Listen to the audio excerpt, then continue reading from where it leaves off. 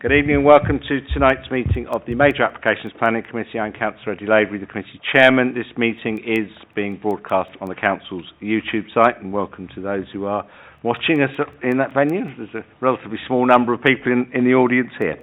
Can I have apologies for absence first, please? Yes, Chairman. Apologies received from Councillor Morgan, with Councillor Graham in attendance to the substitute. Thank you. Are there any declarations of interest in matters coming before tonight's meeting? The minutes of the meeting 20th of June were in the bundle. Can I take those as true and accurate record? Yes. Thank you. No matters have been notified in advance or as urgent. We will be considering the agenda that was published by the Head of Planning, and we are taking items 7 to 12 tonight. Item 6 has come off. 7 to 12, and they're all in part 1.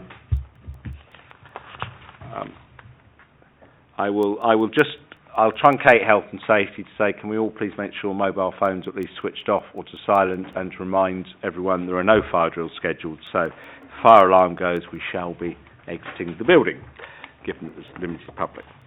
With that said, can I please move to item 7, which is the World Business Centre for Newell Road, Heathrow Airport. Matt, this is you, is it? Thank you, Chairman. Item 7, World Business Centre in Heathrow.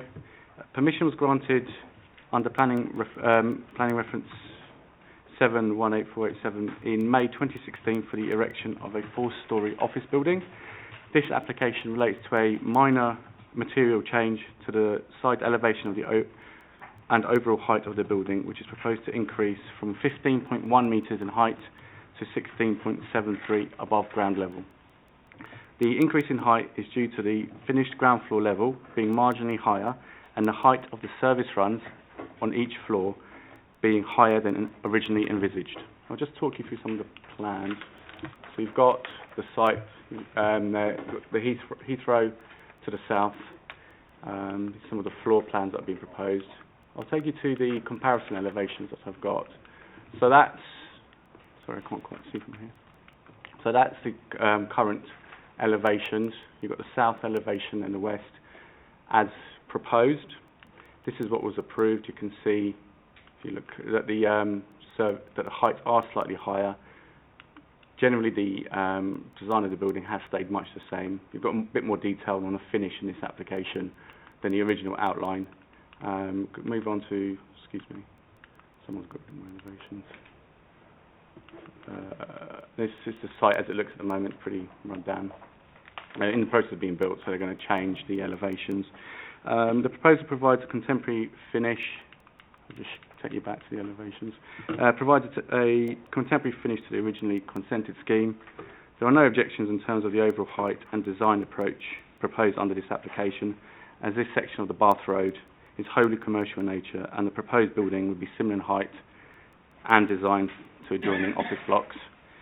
For the reasons summarised, it is recommended that the application be approved. Thank you, Chairman. No petitions. Councillor Higgins. I'd go with the officer's recommendation on this one. Councillor Duncan. Thank you, Chair. Could I just ask a sort of related question? I know it's already covered, really, I suppose, but this indicates that this building has aluminium cladding, and since the recent tragedy at Grenfell Tower, I wonder if we are looking at that aspect of applications, or it's being raised with building regs, just as an aside, almost, really. I suspect I know the answer. James, do you want to comment? I suspect it falls under building regulations, not planning approvals. Yeah. So the council's building control team are getting a lot of information from DCLG regarding how to deal with different matters post Grenfell, but the same is not applying to planning because it's all going through the building control process. So, just that we could flag this up as one in the system. As I can put it. That's it. Yeah. We wouldn't deal with it, but we can flag it up. Building control can. Yeah. Do I have a seconder? I'm happy to second this. All those in favour, please show. Thank you. That one is approved. I now move to item 8, Bourne Court site, Bourne Court, Ruislip. It is. Thank you, Chairman. This application seeks full planning permission for the redevelopment of the former Bourne Lodge Phoenix Day Centre and Wren Centre sites, which are located at the northwest end of Bourne Court in South Ruislip. This provides a residential scheme comprising 69 flats with associated amenity space and parking. I'll just take members through this. I'm sure they're familiar with where the site is. I'll show you the layout. I would like to just point members to the fact that the layout here is slightly different to the one in your plans pack. What has actually happened is that 9 parking spaces have actually been added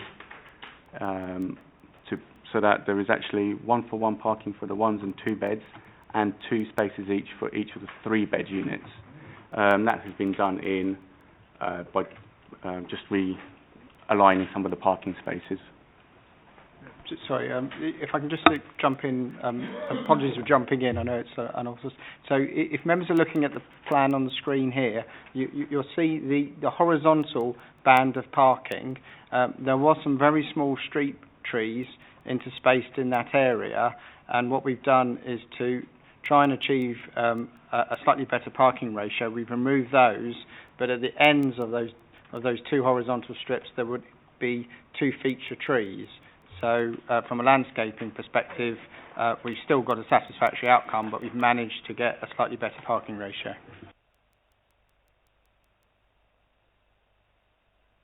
Thank you, James. So just go through the elevations for you. If I just talk you through this application, planning permission was granted originally back in September 2014 for the redevelopment of the site to provide residential accommodation with associated parking amenity space. The key difference between the previously approved scheme and this one is that there was an increase in the number of units proposed from 49, which was originally approved, to 69. This has been facilitated by replacing some of the proposed houses with a block of flats. No objections are raised to the principle of the development, given it's previously been approved. It is considered that the proposals would achieve an acceptable appearance within the street scene, provide suitable landscaping and appropriate living conditions for future occupiers, and have no undue, unacceptable impacts on the amenities of nearby residential occupiers. If I just take you to the addendum, there are a few changes. The changes to the drawing, as we previously stated, to the layout, which actually you have here, members can have a look, is the previous layouts where you can see the green spaces which have been now made into car parking areas. So that as a result of the additional 9 parking spaces, there have to be a few tweaks to conditions 3 and 10 to reference the additional parking spaces. There's also an amendment to the head of term 5, which relates to the provision of a travel plan. This is being slightly altered to require provision of a travel plan statement and not a full travel plan. The reason being that TfL guidance stipulates that for between 50 and 80 units, you only need a travel plan statement and not a full travel plan. In the officer comments there, you've got a full description of what it actually says in the TfL guidance. We're also going to proposing to delete condition 17 and replace it with a car parking management strategy. And that's it. And for the reasons summarised, it is recommended that the application be approved. Thank you, Chairman. Can I, just before we start, a couple of queries. I thought on one of the plans I saw, and I'm not sure if it's on this one still, are the bins and cycle stores on this one? Yes. So we don't need those conditioned then, do we? So that's condition 10, 2A and B can come out. And also, is it intended that we have living walls and roofs, or is it possible on this site? Because we're conditioning the usual inclusion and we haven't got it, or justification to why not. But the plans do actually show some living roofs. Oh, but good. there's certainly no living walls proposed. But there is some living roofs on there? There are, yes. Oh, good. I'll double check. There is reference to those in the submission. So does that need further conditioning, or is that, or should that needs to remain then if it's... The living roofs, yes. Yeah. But the reference to living walls doesn't, if you wish that to be taken out. Members? Councillor Higgins, Councillor Edwards, Councillor Duncan. I don't have any major issues with this, so I'll go with officer's recommendation with those things, but I'm sure others will. I'm sure there may be other bits and pieces, but I'll hold that, if I may. Councillor Edwards. Can I just have some officer comment about the breach of the 45 sightline? I know that we have previously approved these blocks, but I do not believe that I would have knowingly approved something that breaches one of our policies. And the report, my reading of the report of that last meeting says that it didn't breach a 45-degree line. So can you tell me the extent to which it does? This one may be easier if I get up and point it, if that's okay. I'm conscious that there's an issue with the mic, so I'll try and speak quite loudly. So, unless anyone corrects me, this relates to Block A. The first point to make is that this aspect of Block A is exactly the same as the previous application. So, obviously, it's important that I stress that point.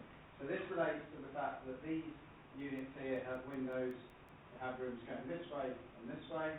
So the 45-degree line effectively hits about the point where if you have this last unit, so about here, the 45-degree line will reach a point. I'll take you to the elevation drawing, if you'd like. Yes. So, what's the distance? We know it's over 15 metres when it hits that point, so it's between 15 and 16 metres. Now, this is where I hope we haven't unintentionally confused members. So 15 metres is our standard over-dominance distance. So it's sufficiently far away, and there's an intervening kind of, it isn't just a single garden intervening. That I think the view was taken previously that distance is sufficient, that we weren't unduly concerned about an over-dominance impact in this particular case. If I may just say that element that would infringe is actually just 2 stories and not 3 stories like the rest of the block. But we have checked, and it's not much over 15 metres, but it is over 15 metres. It does cause me some discomfort that the same plan, in one report, it says here, the layout of the development is such that the building falls outside the 45-degree angle of vision. That was the officer report presented to us on which the decision was based. And we now have a different view on the same facts. And that leaves me with some discomfort, because ordinarily I would be quite keen that we upheld that 45-degree line. As if we start giving it on this occasion, at what point do we stop? If this were a private developer, would we be equally as comfortable with that breach of the 45-degree line? In this particular case, hopefully it's clear that I'll be honest, I have looked into this particular issue, hence I'm giving members an accurate answer tonight that where applicable supersedes anything in the report, that it is over 15 metres, and that's the key here in my mind. That if it was 11 metres, bear in mind we have a 15-metre distance, then I think it would be much more difficult for me to respond to you as members regarding the 45-degree line in this case. Sorry, so what is our policy? Is our policy 15, 11, 21? No. We cross-reference a 45-degree line. In terms of over-dominance, we have 15 metres. In terms of overlooking, 21 metres. There's a further point I'd say is that the final unit at the first floor level, because we wouldn't have an issue with the ground floor, it would probably be best if we carefully condition to ensure that balcony screens and the relevant window arrangements are arranged in an appropriate way.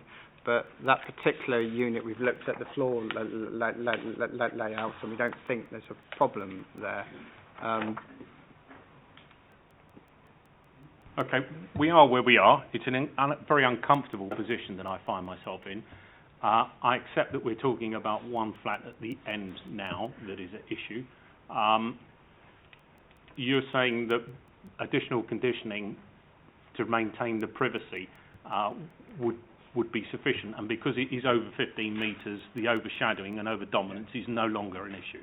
So there is one flat involved. It's the far right-hand one at first floor level. It doesn't breach a 15 metres within 45. It does breach a 21. So we need to ensure that the glazing on those. We need to ensure that overlooking is dealt with appropriately in that flat. But I think we could deal with that by appropriately worded for planning condition. Okay. Thank you. I'm grateful for that. And whilst we're talking about privacy, can I just raise the balcony of Block B that's overlooking the back gardens of whatever road it is, whether or not some additional screening needs to be put onto the, is it flat 7? No, sorry, first floor. Flat 14, Block B.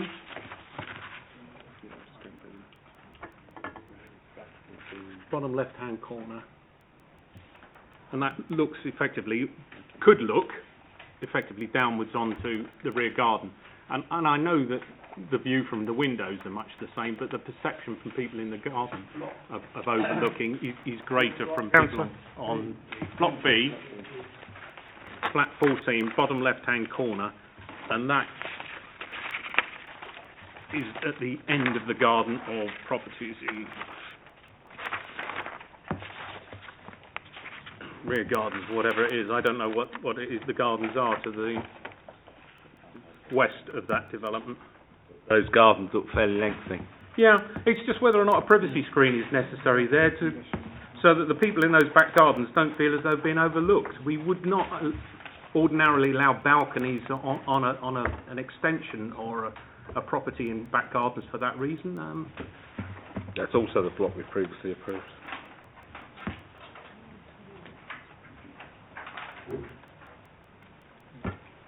Well, officers are looking It's at that just a one. side screening. Yeah, so It's a minor matter. I mean, we have a condition 16, but our immediate thoughts are, and this follows on from our earlier discussion, that needs to be beefed up, to give a non-technical term. So the simple question to me would be whether it be something you'd wish to delegate to me, or whether you want the chairman and Labour lead to just check. Very happy to delegate. The extra details. It's a minor issue that I hope you could address. But I think what I'd look to do is to ensure that in both cases, condition 16 completely addresses any overlooking issues. I think that's the right approach, James. Councillor Duncan, sorry, I think you did indicate a minute ago.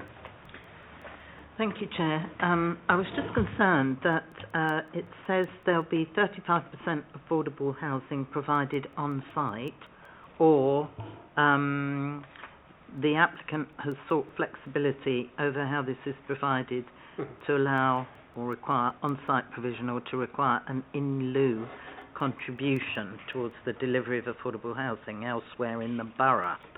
So is this going to be a contribution in terms of value, or are we going to have the same proportion of units? Because 35% of 69 units is going to be, well, a certain number, whereas if we're talking about the value of When it comes to the drafting of the Section 106, I think there will have to be some negotiation between council officers and the developer. I'm not quite sure how that would need to be worded. I'll word it, draft the obligation as per instructions.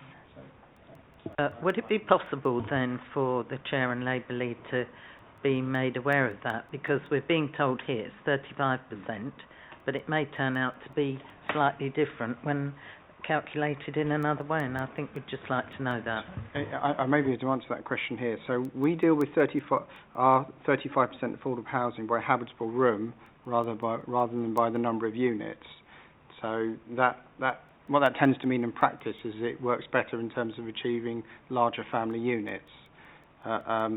So if members wished, you could alter the 35% affordable housing by habitable room, and then if you've then secured that down, it's policy compliant, and then the equivalent provision, as long as it's equivalent by habitable room, you'd be achieving the same amount of affordable housing, whether it's on this site or on an alternative site.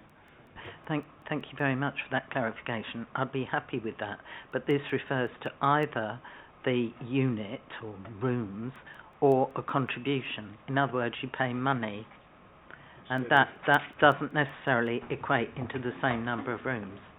So I'd be happy if it was restricted to the habitable rooms being Hang on, provided. is that what?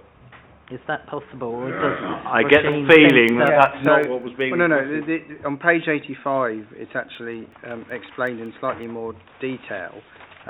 This is where it gets slightly more complicated because the council is slightly different from other developers in that the council has a much greater control over the housing supply in the borough and delivery of affordable housing. So in one of the paragraphs it explains how the council is in a slightly unique position in terms of the actual delivery of affordable housing. And in fact, page 85 is seeking precisely what's in the 106 at the moment, James, in the sense of either effectively delivering the same or the money. Which is what the point I was making. If members, if the concern was about whether the council is going to deliver policy compliant affordable housing, there is a possible change members could make, which is to add by habitable room, because that's actually how we do 35%. I'm just seeking to maximise it. I don't want this clause to be used in a way that will reduce the number of rooms, units, whatever we're saying. Now, I appreciate that the council is in a unique position whereby if this, if it's sold on and the developer gives money, which we can then aggregate with others and develop on a site where we get 100%, for example, then we're probably able to provide more. If we just, looking at that paragraph, if we just added that two words into it, the scheme can deliver 35% of affordable housing by habitable room on site, or to demonstrate how the equivalent provision was delivered elsewhere through an in lieu contribution, that would do it. Yeah, that would cover it down. That's fine. Yeah, Yeah. I think that's good. Is that happy? That's okay with the legal No? officer. Yes, no? Yeah, Legal officer not giving me any... it should be fine. Be fine. Yeah, with wording. Councillor Higgins? did Yeah, you wanna- I think it depends how you read it, doesn't it? What they're trying to say here is that the council is in a unique position that can pull together funding from a various range to make more, as long as the calculation is correct, i.e. if they say 35 habitable rooms is worth X, then that's what we have to then put that money somewhere else. Now, in this area, that might be 7 units, but in a more expensive area, that might be only 5 units. But I think it's to suffice in here, actually. I don't believe that we should change it, but that's my opinion, and, so be it. I think change it. That avoids, any ambiguity about it.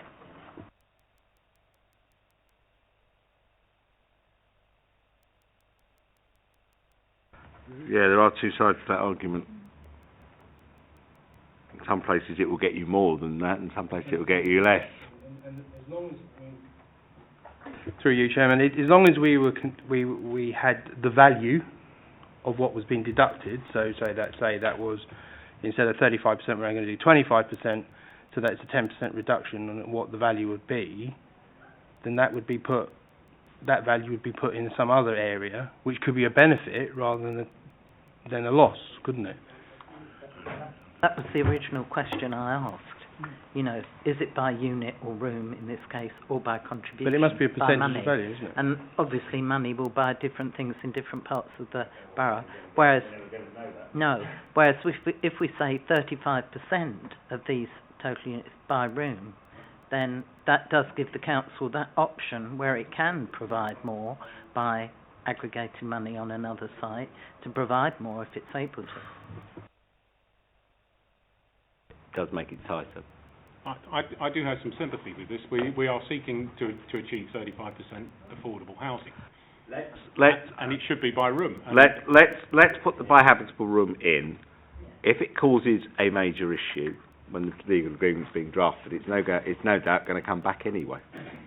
Look, It'll if appear we, back. this is Hillingdon developing its own site. If we can't achieve 35%, we have no right to expect developers. Well, we're going to achieve it somehow, somewhere. Yeah. Through you, Chairman, there's a reason this is in here. Do we know what the reason why it's been written this way? That's what I'm trying to get to. Why would this be an issue if it's our site and we're going to build them? So we would we're not necessarily going to build them on here. exactly. So that's why it's in here. It's because for future developers, it might not be advantageous for them to have the. Do you see what I'm saying? Yeah, I know what you're saying. No. I know what you're saying.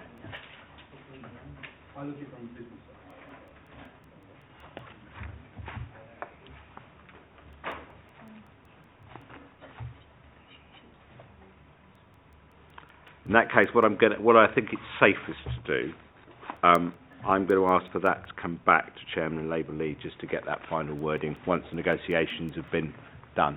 I think that's the safest way, because there could be legal bits underneath this that I don't get tonight and maybe you're not aware of at this stage, and let's just see what comes back when this has been finalised. I think that's it's just a safer, yeah. Anybody else got any other issues on this one? Councillor Oswald.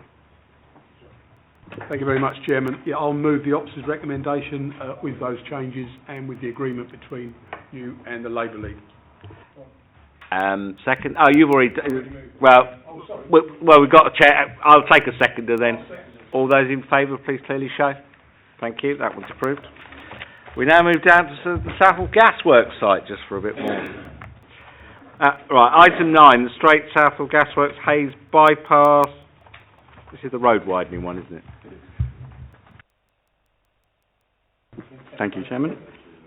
No, we're not taking two separate. They are two separate applications. Yep. Thank you, Chairman. First item related to Southall Gasworks. Item 9. This is the proposal to vary condition 2 of the original planning permission for the Southall Gasworks site, dated September 2010, to enable the roadway of the western access from Pump Lane to the main site to be widened by 5.6 metres to allow for the addition of cycleways, which has been requested by Transport for London. The consented roadway, as approved, runs through Minette Country Park. It predominantly sits on top of an embankment with bridges over both the Edinburgh and the Grand Union Canal. The base of the structure holding the road would remain the same width as already approved. It is only the roadway itself that sits on top that will be widened by 5.6 metres. I'll just show members, excuse me. Here you have the Southall Gasworks site. Sorry, Councillor, I don't want to hit your head. In Ealing, you've got, through here is the western access to Pump Lane, and this has already been approved. However, this application seeks to widen the roadway itself by 5.6 metres to allow for, as I just said, the addition of cycleways. In terms of the principle of development, it's already been accepted.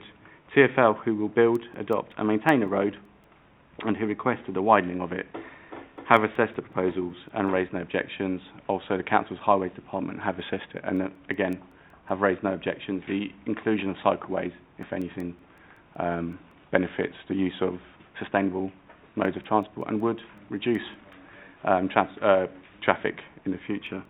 For the reasons summarised, it is recommended that approval be granted. Thank you, Chairman. Edwards. I move officer's recommendation. Thank you. Moved and seconded. All those in favour, please clearly show. Thank you.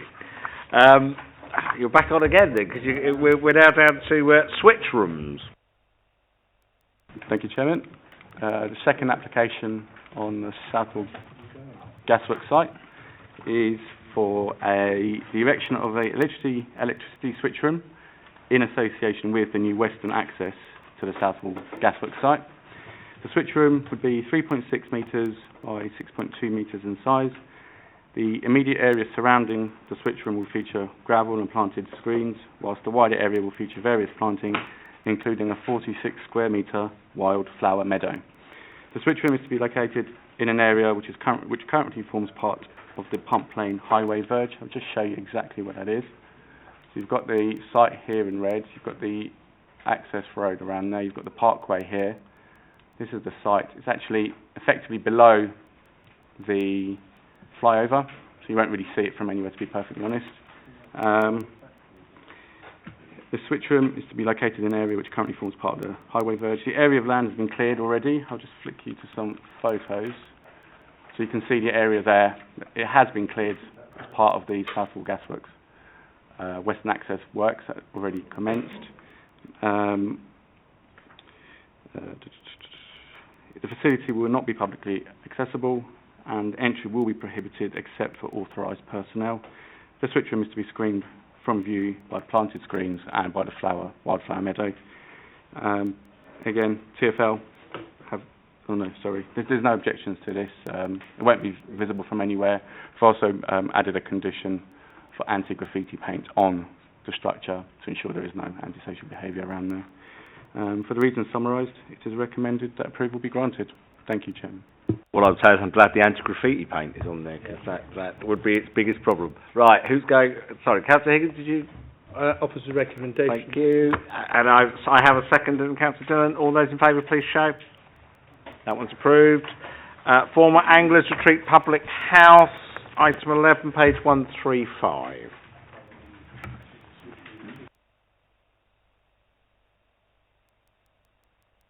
Thank you, Chairman.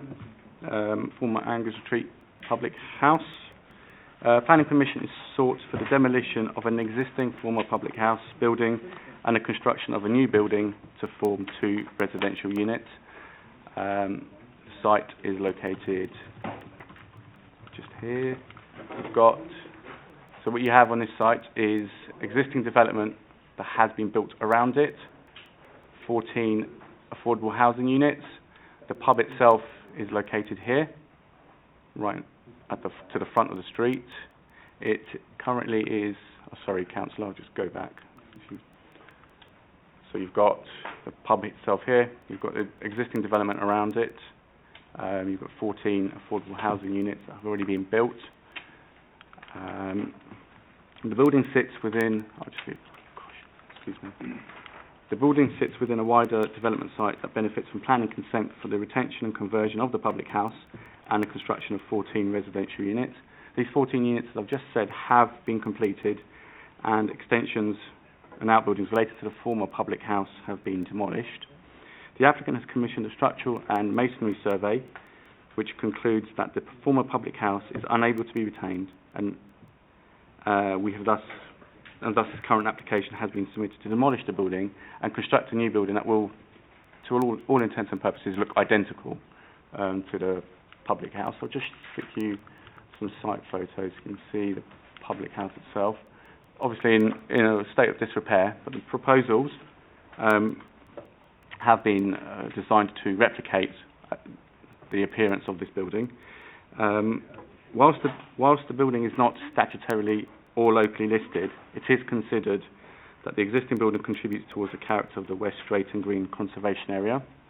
However, in this instance, evidence has been provided that the former public house is structurally unsound, and this scheme proposes an architecturally matching scheme to that which would be removed. The Council's Design and Conservation Officer and the West Drayton Advisory Panel have raised no objections to the proposals.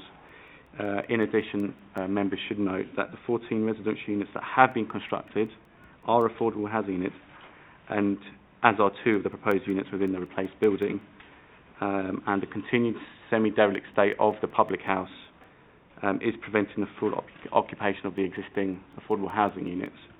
I'll just take you to the addendum. We're just proposing to delete conditions 6 and 9, because the development is of insufficient scale to require these conditions. Also, members will just note that the site plan on page 159 has been extended to include the whole of the application site, not just the area around the pub. For the reasons summarised, it is recommended that approval be granted. Thank you, Chairman. Councillor Higgins. Just to put a question first, actually. Well, 2. At what point, how much bigger does this application have to be for those conditions to remain? Is my first point. And my second point is, if if the developer does decide to come back and wants it enlarged, have we got the right to say that we want it to be the same but larger, in the sense that the same design as it is now? And if those are right, then I'll move. If I may just answer that question. So condition 6 is the construction management plan. Usually we attach these to major developments, which would be 10 units or more. And there's also a sound insulation scheme. However, the site is actually on a fairly quiet road, so there's not really much road noise to mitigate against, hence we've chosen, or we're asking to remove it. So I didn't quite catch the second. The other bit was in relation to the designs. In other words, should an applicant come back with a request for more units, can we tie them to keeping a design which is in sympathy with what would have been the public house, I think was the councillor's question. Well, any application that would be submitted in the future would be assessed on its own merits, and I'm sure we would assess it against the same factors we've looked at this time, i.e. that the whole point of it has been to replicate the building, and that's probably something we will look for in the future as well. So if it's 3 stories and proposing 10 units or whatever it is, we would assess that, and if it doesn't look like that building, I'm sure the heritage officers and the advisory panel would have something to say about that. Okay. That gives us some reassurance. Okay, so on that condition, I will go with officer's recommendation.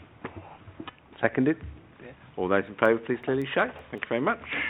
And then we finally move to the miniature railway, rice slip Lido, and some engine sheds or workshop buildings or something of that sort.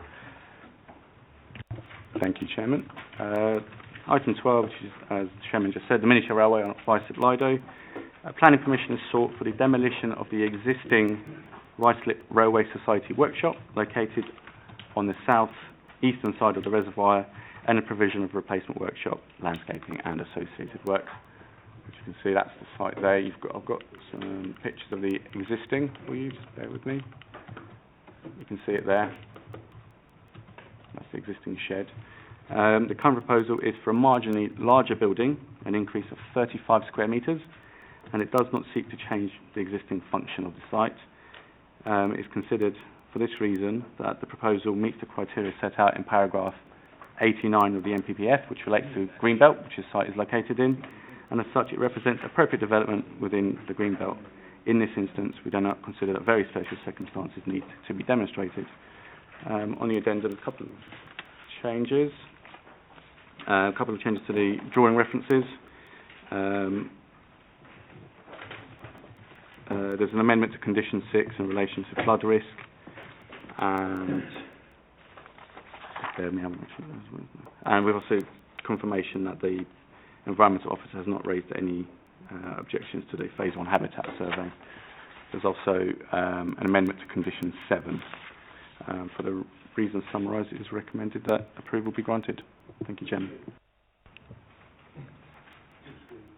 Yeah. Are you going to move off to recommendations, Councillor? I certainly am, Chairman. Thank you very much. I'll move the officer's recommendation. No, thank you for that. And you're seconded, Councillor. All those in favour, please clearly show. Thank you. And that one's approved. Thank you. 20 to 8. Thank you for that. Good night, Janet. I